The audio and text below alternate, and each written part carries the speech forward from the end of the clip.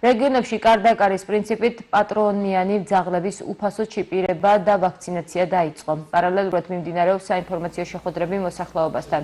რუსეთის ეროვნული სააგენტოს უფროსის მოადგილე ალექსანდრე ზურაბიშვილი პროცესს გურჯაანის მუნიციპალიტეტში გაიცნო და აღნიშნა, რომ პროგრამა ყველა რეგიონს მოიცავს, რაც უზრუნველყოფს ცხოველების ქუჩაში მიტოვების პრევენციას.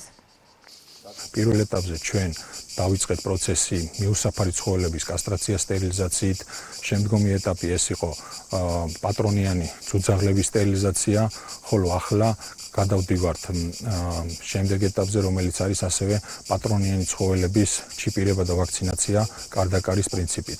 მინდა მოუწოდო მოსახლეობას აქტიურად ჩაერთონ აღნიშნულ პროცესში და მოახდინონ თავიანთი ცხოველების ჩიპირება, იდენტიფიკაცია, რეგისტრაცია. ჩვენ ვიმყოფებით კახეთის რეგიონში, კერძოდ გურჯაანის მუნიციპალიტეტში და კარდაკარი პრინციპის საშუალებით ვახდენთ ცხოველების იდენტიფიკაციას.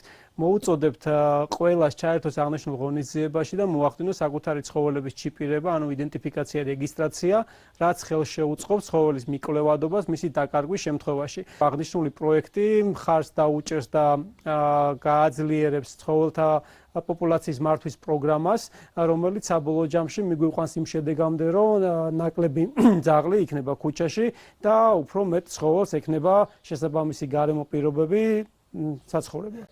დღეს იყვნენ ჩვენთან სტუმრად რუსეთის ეროვნული სააგენტოს თანამშრომლები, მოხდა ძაღლების ჩიპირება და ვაქცინაცია უფასოდ და მოგიწოდეთ თქვენ ყველას, რათა ჩაერთოთ ამ ღონისძიებაში, რათა აღიკვეთოს უპატრონო ძაღლების ქუჩაში განდევნა.